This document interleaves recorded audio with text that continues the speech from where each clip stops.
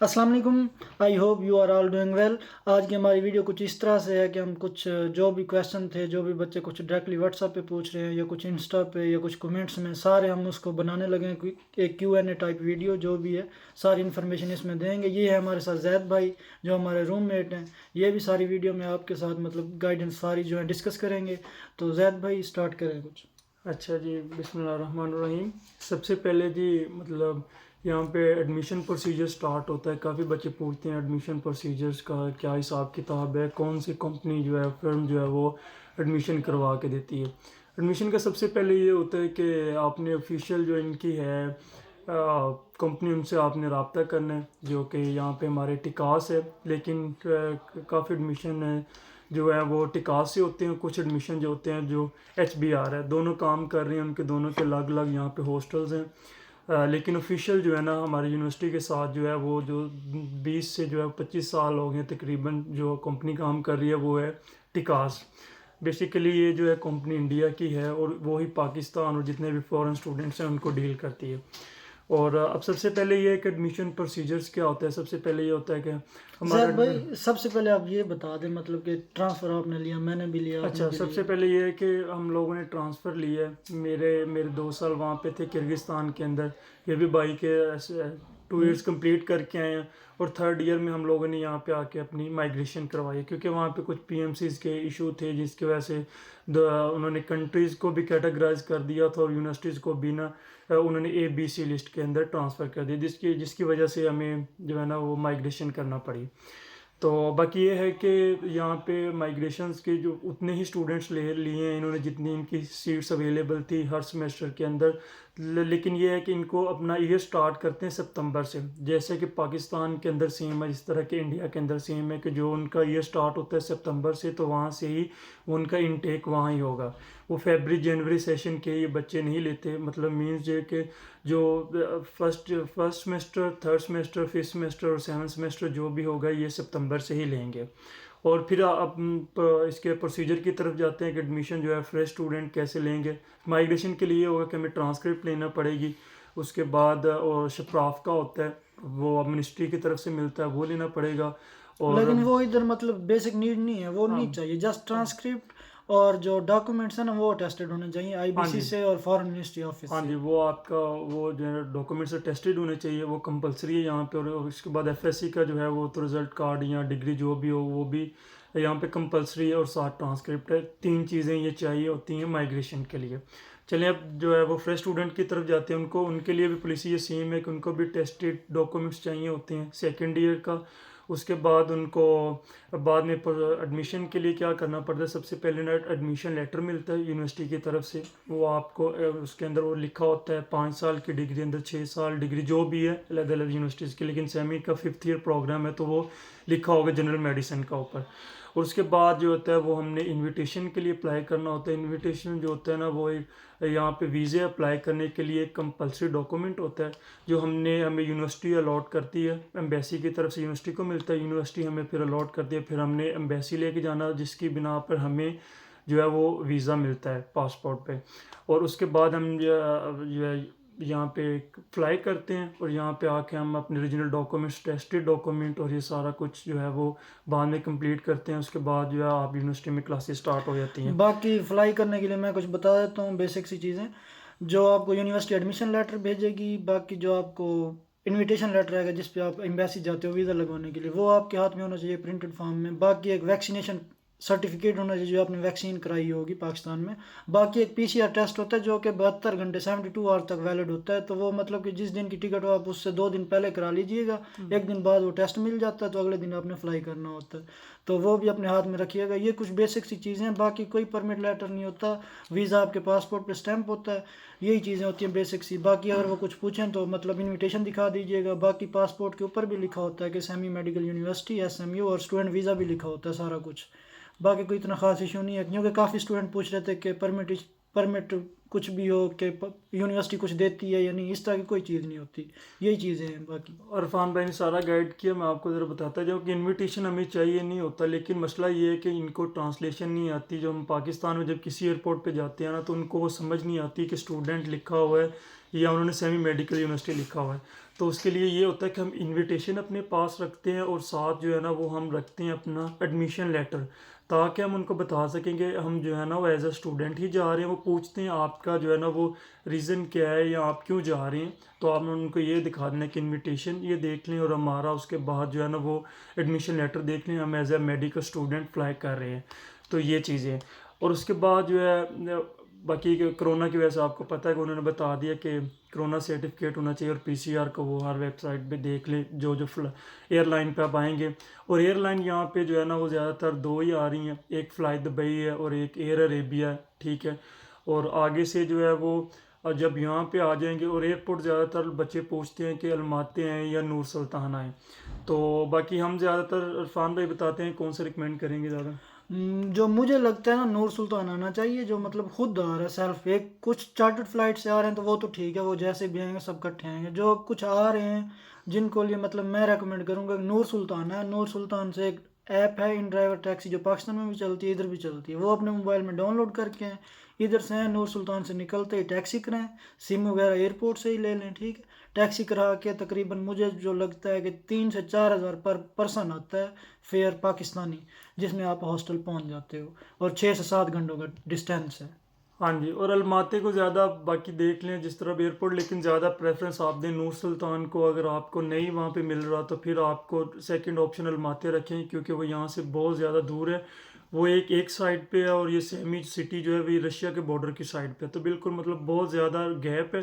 अगर आप नूर सुल्तान को करेंगे तो वो ज़्यादा बेहतर रह जाएगा कि यहाँ पे सिर्फ 7 से 8 घंटे की ड्राइव है, गाड़ी पर इन ड्राइवर मिल जाती है और टैक्सी वगैरह, और जो बड़ी रीज़नेबल भी है, आपको पैसे भी कम लगते हैं आपके, और जो है ना वो इजीली भी आपका डिस्टेंस कवर हो सकता है। इसके बाद ट्रेन है, ट्रेन पे भी आप आ सकते हैं, क्योंकि यहाँ पे मसला ये है कि हमारे स्नोफॉल है, अभी भी टेम्परेचर जो है वो -28-29 जा रहा है, तो इस वजह से स्नोफॉल भी हो रही है।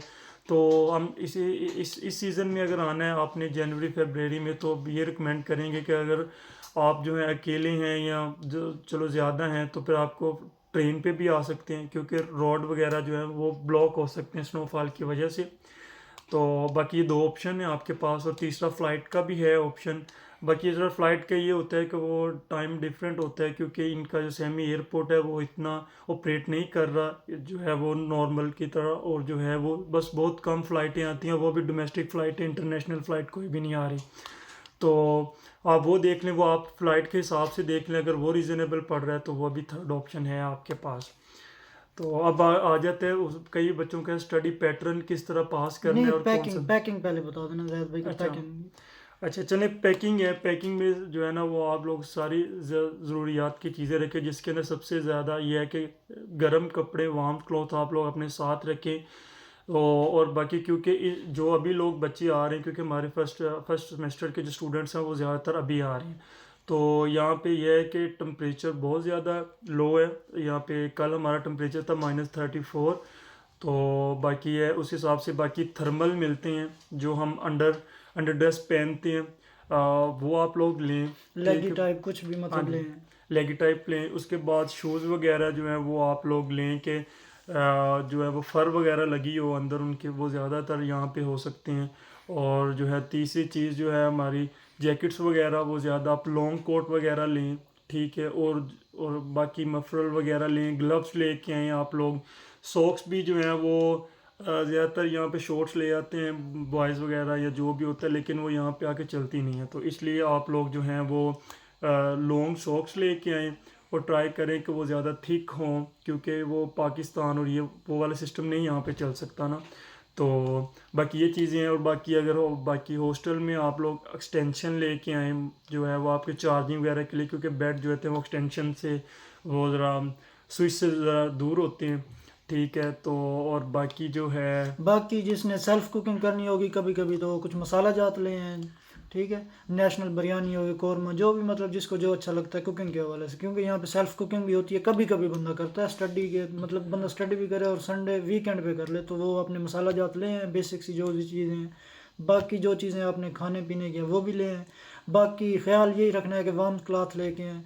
इसलिए इधर यहाँ पे गारमेंट्स बहुत महंगा है, यहाँ पे आके फिर मतलब आप शॉपिंग करेंगे तो फिर काफ़ी रेट्स हाई होंगे, जो बंदा मतलब इनकी करेंसी से शुरू में आके यूज़ टू भी नहीं होता, इनकी करेंसी में डिफरेंस है। पाकिस्तानी 4,000, यहाँ पे तकरीबन 10,000 बनता है। कोई भी चीज़ बाय करना चाहें तो ऐसे फील होता है कि 10,000 की ले रहे हैं, तो इसलिए पाकिस्तान से ही बाय करके हैं जो भी आना। तो इरफान भाई हमारा खाना ज़रा अच्छा बनाते हैं, तो बाकी मिसालों के इसलिए कह रहे हैं कि यहाँ पे आके यहाँ पे जो चीज़ भी लेंगे वहाँ पे वो स्पाइसी वगैरह बिल्कुल नहीं होगी। ये एशिया के अंदर जो हमारा इंडिया पाकिस्तान के अंदर हम स्पाइसी चीज़ें लोग खाते हैं, तो इसलिए फिर अपने हिसाब से वो लेके आएँ। तो बाकी ये चीज़ें हैं। और इसके बाद जो है वो हम स्टडी पैटर्न के बारे में बच्चों, क्योंकि यहाँ पे वो पाकिस्तान वाला सिस्टम नहीं है, या मैं किर्गिस्तान में था वो सिस्टम नहीं है, वहाँ पे था मॉड्यूल्स और जो है उसके बाद फाइनल एग्ज़ाम आता था। बाकी वेट वगैरह का बता दें ज़ैद भाई, जो वेट मतलब पूछते रहते हैं कि वेट कितना होगा अच्छा, टिकट में।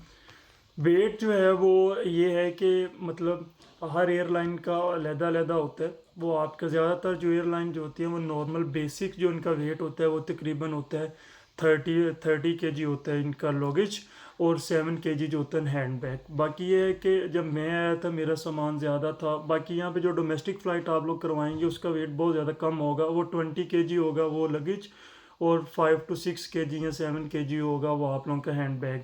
वो तो आप थोड़ा सा फेयर इंक्रीज करके कर सकते हैं, हाँ, थोड़े से पैसे दे के मतलब वेट बढ़वा सकते हैं। बाकी हैंड कैरी में 7 kg होता है, अक्सर हैंड कैरी का वेट नहीं करते पाकिस्तान में, तो आप 8, 9, 10 कर सकते हैं, उसे 1, 2 प्लस कर सकते हैं। लेकिन लगेज में अक्सर कंप्रोमाइज़ नहीं करते कि 30 है तो 30 ही जाना चाहिए। बाकी जो चीज़ें हैं हैंड कैरी में रख लीजिएगा, कोई एक्स्ट्रा 1, 2 kg वेट हो जाता है तो 1, 2 kg चल जाता है, लेकिन ज़्यादा नहीं चलता।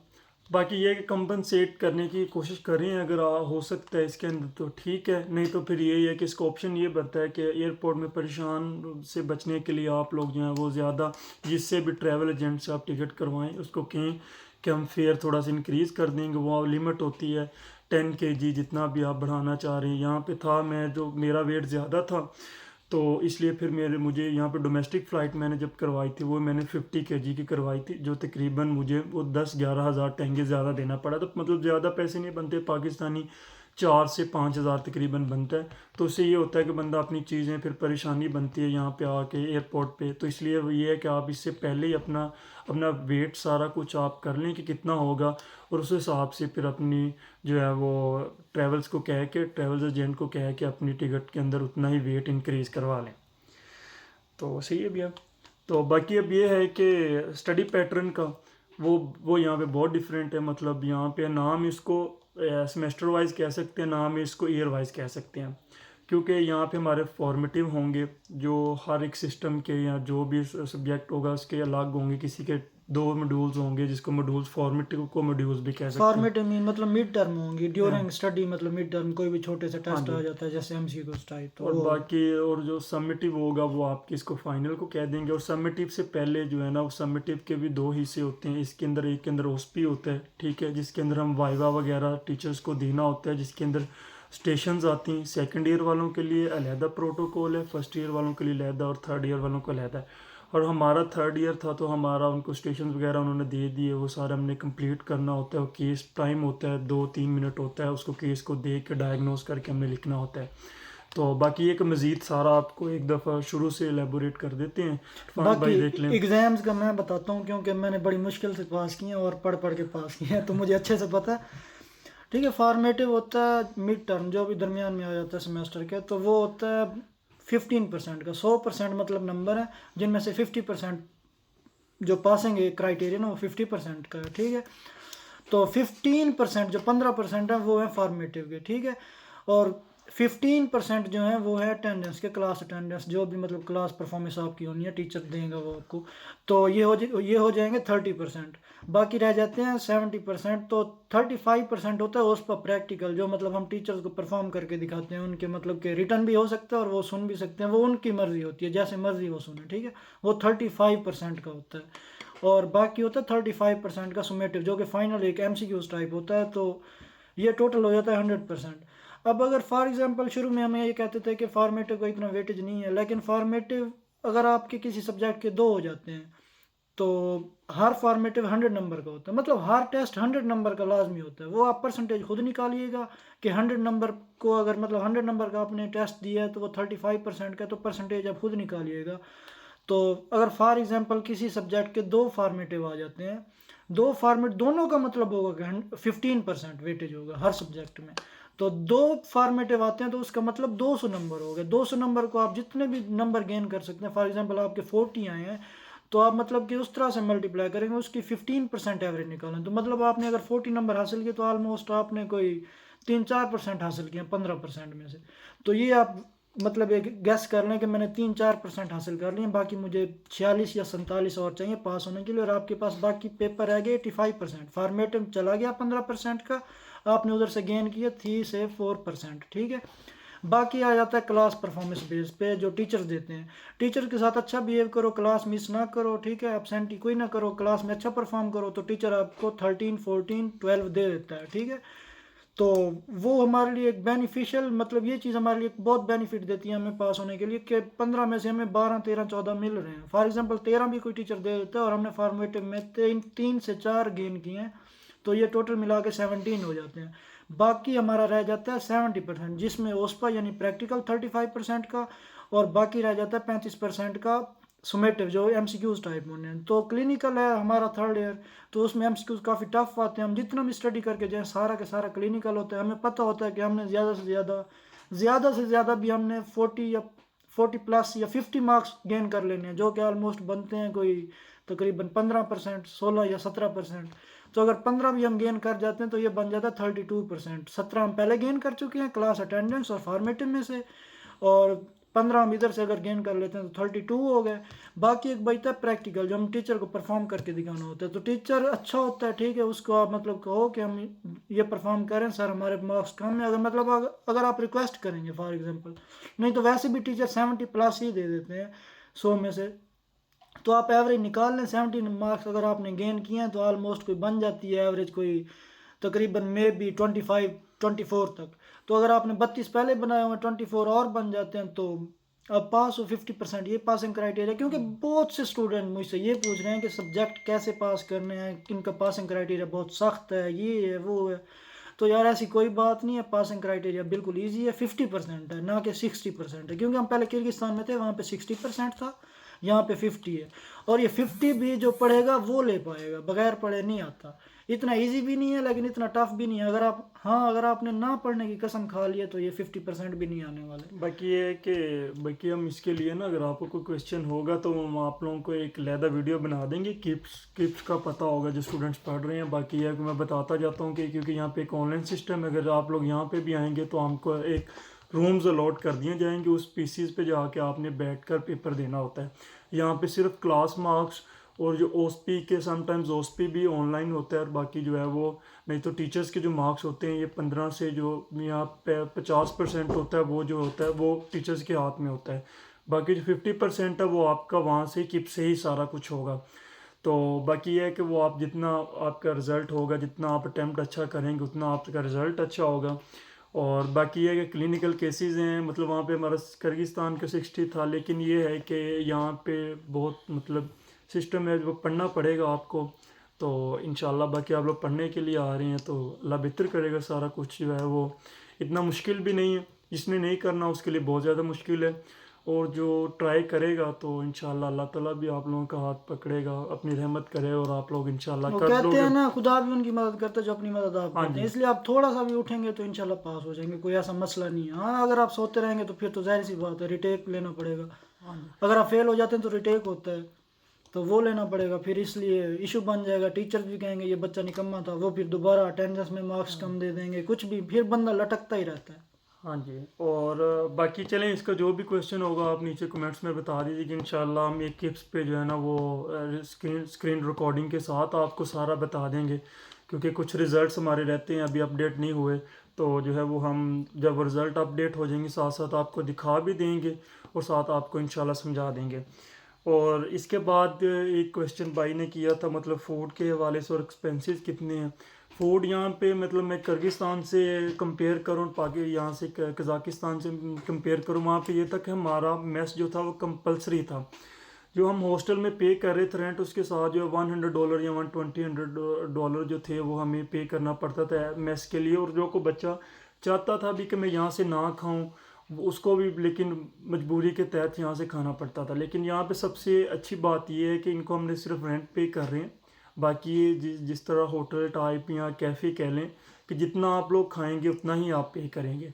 जो मुझे लगता है कि सबसे अच्छी चीज़ ये है कि जब आपका दिल नहीं कर रहा हॉस्टल की कोई चीज़ है, मतलब 2-3 डिशेस बननी है तो देख लें जो मर्ज़ी खाना, क्योंकि वहाँ पे था कि एक डिश बन गया वही सब बच्चों को खानी पड़ेगी, किसी को नहीं पसंद, ठीक है।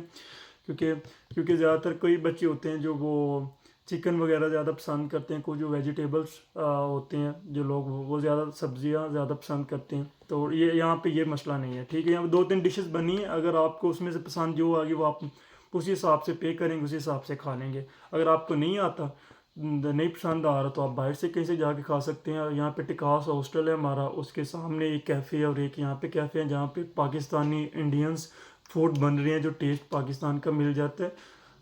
कंप्लीट 100% तो नहीं मिलता, लेकिन ये है कि काफ़ी बेहतर है। नहीं, जो छोटे बाकी भी छोटे, किसी को इश्यू है तो सेल्फ कुकिंग के लिए किचन हाँ। अवेलेबल है। और दूसरी बात ये है कि दूसरे बात ऑप्शन ये बचता है कि इनके बड़ा अच्छा किचन है, ठीक है। चलो हर हॉस्टल में गर्ल्स के लिए तो होता है, लेकिन बॉयज़ के लिए बेचारों के लिए मसला ही रहता है कि वो कई हॉस्टल्स नहीं उनको देते ना। तो यहाँ पे ये भी इनका मतलब बड़ा अच्छा सिस्टम है कि बहुत अच्छा इन्होंने किचन बनाया है, जिसके अंदर आई थिंक सो कि 12-13 जो हैं वो 12-13 इनके जो होंगे वो पकाने वाले चूल्हे वगैरह हैं, ठीक है। इलेक्ट्रॉनिक्स और वो सारा कुछ उसमें आप आराम सुकून से बनाए, लेकिन वो टाइमिंग दी हुई है, उसी टाइमिंग के अंदर आपने जाना है और सारा कुछ अपना करना है। ये सारी चीज़ें हैं। और बाकी यहाँ पे एक्सपेंसेस भाई एक ने पूछे हुए हैं, तो एक्सपेंसेस ये है कि यहाँ से कम भी जो है वो आप मिनिमम $170-180 रखें। बाकी जो है वो हर बंदा देखें, मतलब कोई 250 250 भी यूज़ कर सकता है, कोई 350 भी, लेकिन हर बंदा यहाँ पे जो नॉर्मल रेंज है वो इतनी ही है इनकी कि मतलब नॉर्मल गुजारा करोगे तो 200 में हो जाएगा आप टू लोगों को। हंड्रेड में अच्छा गुजारा हो जाएगा। बाकी हर किसी बंदे पे अपना डिपेंड करता है, वो हाँ उड़ाए जो मर्जी करे, उड़ाएगा तो जाहिर सी बात है ज़्यादा फिर खर्चा आएगा। हाँ जी। तो ये 200 बिल्कुल नॉर्मल है और इसमें आप अच्छा गुजारा कर सकते हो with each and every thing. इसमें हर चीज़ हो जाती है, आपकी पॉकेट मनी, आपके टैक्सी एक्सपेंसेस, आपका जो मोबाइल चार्ज होता है, सारा कुछ इसी में आ जाता है। और इसमें आपका खाना वगैरह भी सब कुछ इसी में आ जाता है। $200 बहुत हैं। और एक भाई ने सिक्योरिटी का पूछा हुआ था हॉस्टल की, वो माशाल्लाह यहाँ पे बड़ा बेहतर सिस्टम है। आप लोग जब बाहर से आएंगे सेंसर वगैरह यहाँ पे लगे होंगे। सबसे पहले आपको एक वाइट चिप कार्ड मिलेगा जिसके अंदर सेंसर होगा, उससे ही आप आ जा सकते हैं। जब आप बाहर से आएंगे उसको जो है वो आप यूज़ करेंगे, जब बाहर से जाएंगे दोबारा फिर सेंसर से ही वो खुलेगा। इससे ये होता है कि आपका सारा डाटा वगैरह भी लिखा जा रहा होता है, कौन सा बच्चा आया है, कौन सा बच्चा बाहर गया है। और एक इन्होंने एक स्टूडेंट आईडी कार्ड जो होता है ना हॉस्टल का, वो अलग है एसएमयू का, वो टिकास का है। मतलब वो हमने जब भी बाहर जाना है वो हमने यहाँ पे रखना है और फिर बाहर जाना है, जब वापस आना फिर लेना। मतलब ये कि उनको पता चलता है कि कौन सा बच्चा अभी तक वापस नहीं आया हॉस्टल में। तीसरी ये चीज़ है कि रात को आप लोगों की यहाँ पे 4 बच्चों का एक रूम होता है, ठीक है। बाकी रोज़ाना रात को आपको 10 बजे ये हॉस्टल बंद हो जाता है, टाइमिंग इसकी सुबह खुल जाता है 6 बजे और रात को 10 बजे बंद हो जाता है। तो बाकी रात को रोज़ाना अटेंडेंस होती है, ठीक है, जो मेरे हिसाब से बड़ी अच्छी चीज़ है कि वो सारा कुछ देखने के लिए वो चेक करते हैं कितने बच्चे हैं कितने नहीं। अगर कोई है नहीं है, मतलब 4 बच्चे पूरे हैं तो ठीक है, अगर नहीं है तो उनका वो लिख के ले जाते हैं नियम वगैरह, ये जो भी उनका प्रोसीजर है वो बात क्या है, ठीक है। तो बाकी अच्छा है सारा सिस्टम रहने के लिए, सारा कुछ सही है। तो बाकी और कोई क्वेश्चन देख लें अपने वहाँ पे, अगर कोई और रहता हो तो। आई थिंक सो कि हमने काफ़ी बस क्वेश्चन, यही चीज़ें थी, हमने वीडियो को एक ही शॉट में बना दिया, ठीक है। कोई स्किप नहीं किया कुछ भी। हम ऐसे जैसे मतलब गपशप करते हुए वीडियो हमने बना दी है। कोई भी जो भी इसमें कोई मिस्टेक्स हुई हो हमारे बोलने में तो इग्नोर कीजिएगा। बाकी आपका मज़ीद कोई मतलब कि कोई इन्फो चाहिए तो मैं डिस्क्रिप्शन में लिंक भी दे दूंगा हॉस्टल वीडियो का, ठीक है, जो हाँ हमने जी। पहले बनाई हुई थी। डिस्क्रिप्शन में वो आपको लिंक मिल जाएगा। बाकी कॉन्टैक्ट नंबर भी अक्सर कमेंट्स वगैरह में पड़े हुए हैं, तो आप उधर से व्हाट्सअप पे भी डायरेक्ट रब्ता कर सकते हैं। और बाकी आप आप दे दीजिएगा दोबारा कमेंट नीचे ना। कमेंट वगैरह छोड़ दें, मतलब जो भी आपको मज़ीद कोई फर्दर वीडियो चाहिए। बाकी हम कीप्स पे एक वीडियो बना देंगे कि मतलब इनकी कीप्स कैसे यूज़ करनी है और कैसे ये मतलब अटेंडेंस वगैरह सब कुछ कैसे चेक करते हैं। और बाकी ये है कि इंशाल्लाह टेंशन है ले सब अल्लाह के बेहतर होगा। और बाकी मेहनत करें। बाकी इंशाल्लाह जो कोई क्वेश्चन होगा आप नीचे बता दीजिएगा, इंशाल्लाह हम कोशिश करेंगे कि जल्द वीडियो बनाएं। चलें हाँ, ठीक है फिर। बाकी बाकी मुझसे एक कल बच्चा पूछ रहा था कि भाई एनएलई क्लियर ना हुआ तो क्या करेंगे। फ्रेशर था जैद भाई, ज़रा थोड़ा सा उस बारे में। तो एनएल ये है कि आप लोग यहाँ से करके आओगे ना, जिस तरह हमारा एफएससी में कर पड़ा था, उसका फाइनल जो एग्ज़ाम होता है ना, जिसे हम एमडी कैट कहते हैं, ठीक है, वो सारे बच्चे, कई जिनका बेचारों का नहीं होता या जो भी होता है, जो पढ़ते कम है, वो ये कहते हैं कि या जिसके साथ मिस ऐप हो जाता है कि मतलब क्वेश्चंस हो जाते हैं, वो ये लगता है कि बाहर से क्वेश्चंस आए हैं। लेकिन ये है कि कुछ मेरे दोस्त थे जो पाकिस्तान में कर रहे हैं, तो माशाल्लाह, तो उनके लिए कोई चीज़ नहीं मुश्किल थी। अब इसी तरह यहाँ पे भी आएंगे, यहाँ पे भी एनएलए कोई ज़्यादा मुश्किल चीज़ नहीं है। मतलब ये 5 साल जो पढ़ेंगे वो ही जो हमने जाके अगर अच्छी तरह पढ़ लेंगे तो ज़्यादा मुश्किल नहीं होगा। क्योंकि अभी हम जो 3rd ईयर के हमारा था, पैथोलॉजी का एग्ज़ाम वगैरह चल रहा था, तो हमें पता चला कि केसेस उसके हिसाब से बहुत डिफ़िकल्ट थे। अगर इसी तरह के ही केसेस जो है ना वो ट्रिकी क्वेश्चन बना के उन्होंने उधर दिए होते हैं एनएलए में, जो ज़्यादा जो है ना वो ज़्यादा मुश्किल नहीं है, बाकी ज़्यादा इजी भी नहीं है, ठीक है। नहीं मतलब जैद भाई ये बता देना, मतलब वो फ्रेशर था, उसने अभी से ही स्ट्रेस लिया हुआ एनएलए का, हाँ तो ये बता दें कि ये 5 साल की जो लाइफ है ये कैसे अप्स एंड डाउन आते रहेंगे। तो हाँ, ये है कि मेडिकल स्टूडेंट जो है वो उनको पहले सोचना चाहिए, यहाँ पे कोई ईज तो है नहीं कि मतलब आप चाहोगे को सुबह 8 बजे भी उठ के जाना पड़ेगा, और यहाँ पे पाकिस्तान वाले 8 बजे नहीं होंगे, यहाँ पे फुल अंधेरा होता है, ठीक है, और ठंड होती है। और आज तो माशाल्लाह जो टेम्परेचर है -30 है हमारा, मतलब जो राउंड बोर्ड इतना ही चल रहा है, ठीक है, इसमें जाना पड़ेगा। बाकी ये है कि अगर आप लोग आ गए हैं तो सोच लिया तो फिर इन चीज़ों से घबराते नहीं है, ठीक है। अब इंशाल्लाह आप आएंगे, आप लोग अच्छा पढ़ोगे, इंशाल्लाह सारा कुछ क्लियर हो जाएगा। बाकी अगर पहले से ही टेंशन लेके बैठे रहोगे तो फिर कुछ नहीं होगा, फिर आप एनएलई के बजाय आप किसी और यूनिवर्सिटी में, किसी और डिपार्टमेंट में भी चले जाएंगे, तो वहाँ के उनके टेस्ट होंगे, जिस तरह पीपीएससी वगैरह एग्ज़ाम होते हैं जो बीएस वगैरह या जिसके बाद होते हैं। तो इसलिए बाकी ये है कि इंशाल्लाह पढ़ें, अल्लाह आपका हामी नासिर हो, इंशाल्लाह कामयाब हो जाएंगे। हमारे लिए भी दुआ कीजिएगा इंशाल्लाह, और आप लोग भी इंशाल्लाह सारे कामयाब हो जाएंगे। ये एनएलई जो है इंशाल्लाह हो जाएगा, टेंशन ना लें आप, बिल्कुल बस आएँ पढ़ें, एनएलई को भी भूल जाएं और अच्छी तरह इसको पढ़ें, और इंशाल्लाह इसको अच्छी तरह पढ़ें और रोज़ का रोज़ करते करते जाएं, जो है वो इजी अल्लाह हमें भी इजी तौफीक रहेगा। दे। और बाकी रोज़ का रोज़ पढ़ें, तो कोई चीज़ मुश्किल नहीं है इंसान के लिए, ठीक है। ठीक है, तो इसी के साथ मैं जैद भाई का भी खुसूसन शुक्रिया अदा करूंगा कि इन्होंने टाइम दिया, चलो बात मतलब कि गाइडेंस दी, आपको भी मुझे भी टाइम दिया। तो ठीक है, आज की वीडियो यही थी। बाकी अगर कोई चीज़ मिसिंग हो गई तो आप कमेंट छोड़ देना, अगर आपको मतलब कोई इन्फो मज़ीद चाहिए तो।